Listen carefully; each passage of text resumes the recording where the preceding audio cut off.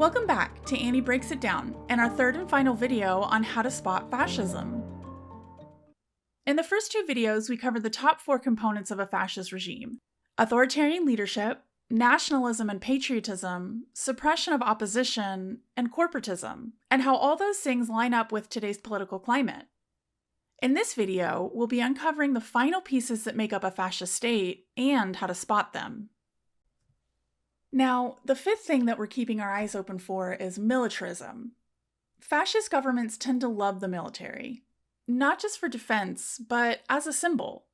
Fascist regimes often place a strong emphasis on military power and use it to achieve political goals.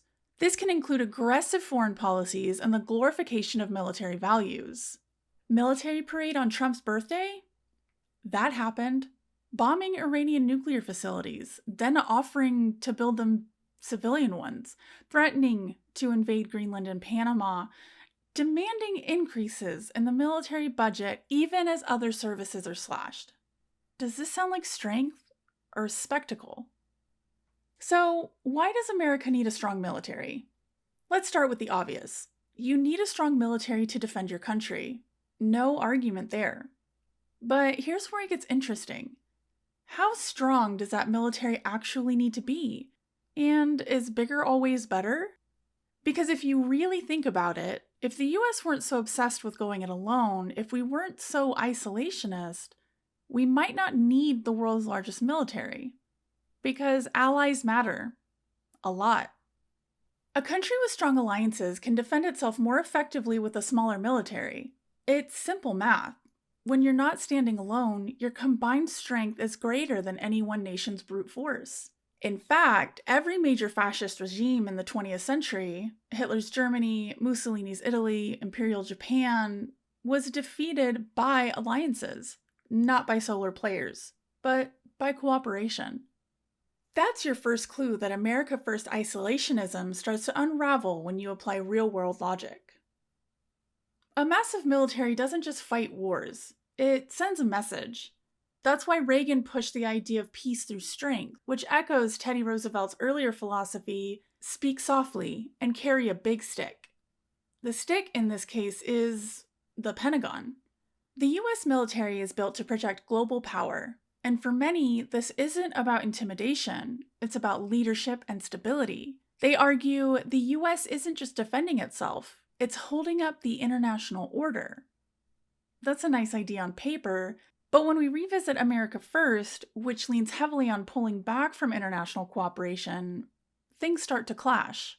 Because global stability doesn't come from muscle alone, it comes from relationships.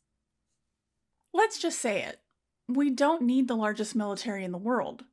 We need the largest alliances in the world. And we already have that potential.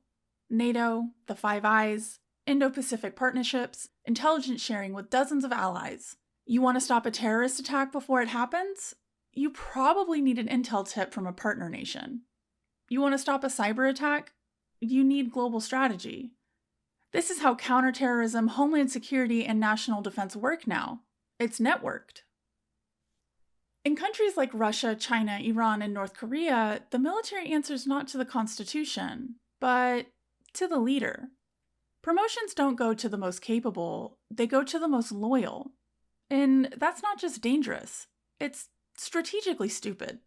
Just look at Russia. The war in Ukraine has exposed catastrophic weaknesses. Because if you're a general in Russia who questions Putin, you don't just lose your job. You might fall out of a window, even if you're in a hospital, in a coma, with no windows. Now, compare that to Ukraine. Zelensky argues with his generals, in public, and they argue back. That's messy. That's democracy. And that is how real militaries get stronger. So, what's the takeaway?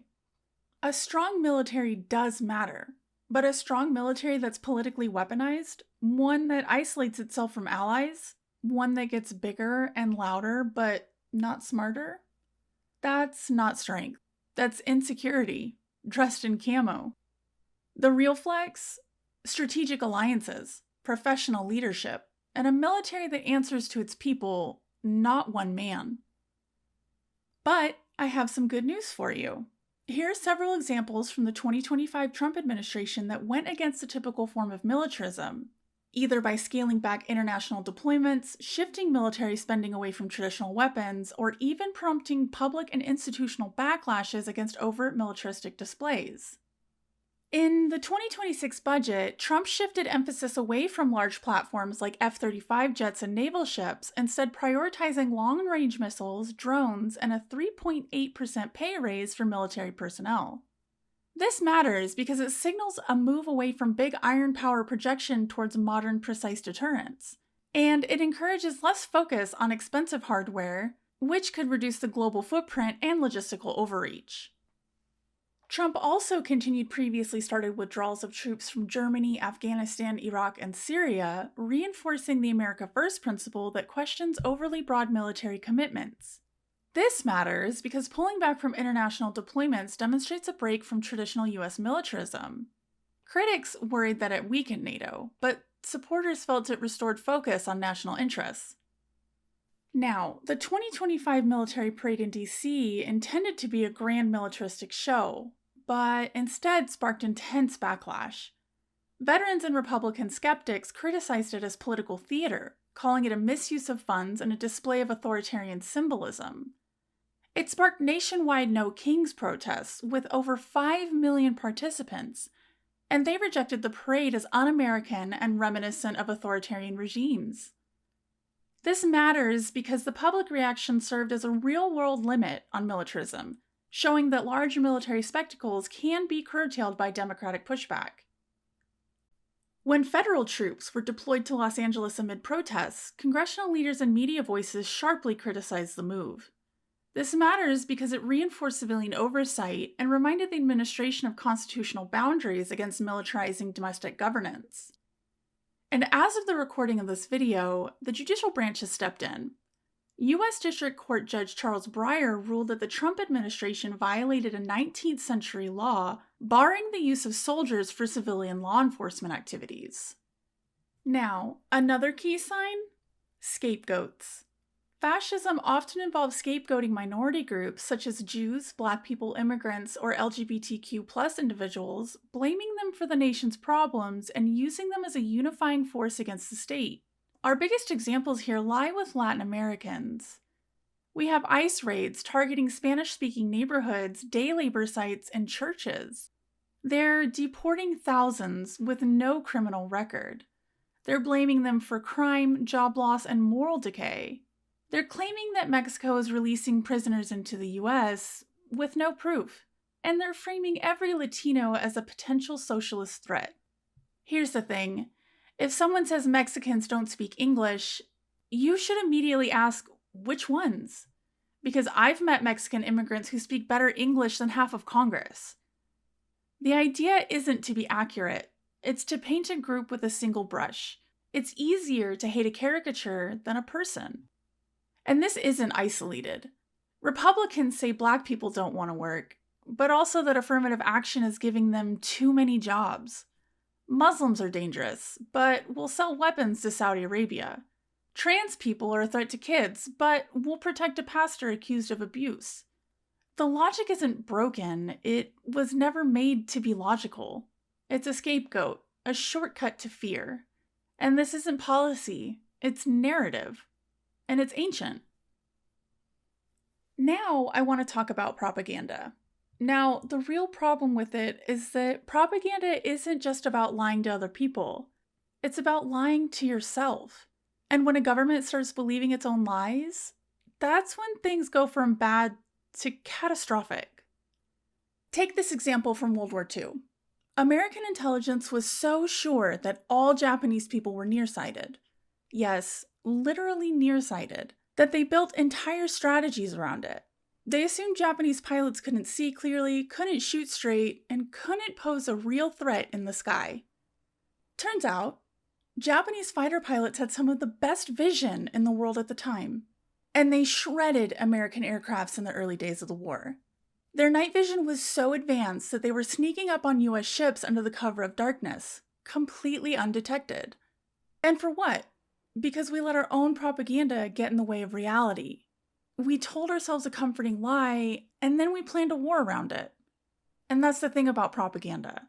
It's not just spin, it's systemic self-deception. Propaganda protects the leader, not the country. When propaganda becomes a core part of governance, it's often used to protect the image of a supreme leader, someone who can never be wrong, never be questioned, and never fail. But here's the truth. Everyone makes mistakes, especially the people in power. The danger comes when the leader refuses to admit to those mistakes, and worse, when the entire system bends to protect that illusion.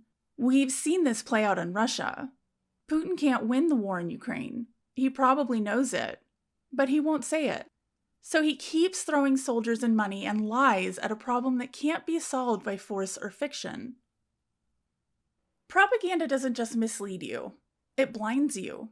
It creates a version of reality where everything is fine, where victory is always just around the corner, where the leader is always brilliant, and where failure is always someone else's fault. But if you can't even see the truth, how are you supposed to deal with it? But here's where it gets complicated. Because if propaganda is the gaslight that keeps authoritarian regimes afloat, the next logical question is, has Trump crossed that line? And honestly, not entirely. See, for all the legitimate concerns about his rhetoric, his executive overreach, and his obsession with personal loyalty, we're still not living in a fully fascist state. At least, not yet. And you don't have to take my word for it. Just look at the receipts. The media isn't censored, just mocked. Yes, Trump constantly bashes the media as fake news, but CNN, MSNBC, NYT, WAPO, etc., they still operate freely. There's been no law, executive order, or regulatory body created under Trump to ban or censor journalism. Investigative reporters continue to publish damaging stories about him. In actual fascist states, dissenting media is banned, raided, or imprisoned. In Trump's America, they get mean tweets. And people can still make fun of him without vanishing. Comedians, late-night hosts, TikTokers, YouTubers, and you can call Trump a clown, a criminal, or worse. You can publish memes mocking his appearance, weight, voice, or intelligence. And you can do all of this without being imprisoned, executed, or exiled. In fascist regimes, mockery is punishable. Here, it's monetized. So where does that leave us? We've walked through the textbook signs of fascism: authoritarianism, nationalism, militarism, propaganda, suppression of dissent, scapegoating, corporatism, and we've matched them, point by point, against what's happening in America right now. And what do we see? It's not black and white. It never is. We're not in 1930s Germany. There's no swastika flying over Washington. But that doesn't mean we're immune to the playbook. History doesn't repeat. It rhymes. And the echoes are getting louder.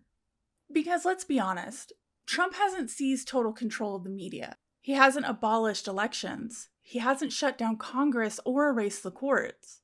But he's tried to bend them. He's tested the boundaries. He's openly admiring strong men who don't bother with those limitations. And little by little, we've seen him chip away at the guardrails that keep democracy intact. He hasn't fully crossed the line.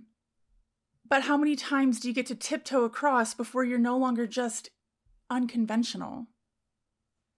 Here's what matters most. Fascism doesn't arrive with a bang. It doesn't kick down the door and jackboots and demand obedience on day one. It creeps. It tests. It sees what you'll tolerate. And then it asks for more. So maybe the better question isn't, is Trump a fascist? Maybe it's this. What would a fascist even need to do differently? And are we comfortable with how close those answers might be? But that's not for me to tell you. That's for you to decide. Right now, before somebody else decides it for you. Thanks for watching this week's episode, and let me know what you think in the comments. Tune in next time to Annie Breaks It Down to figure out what on earth is happening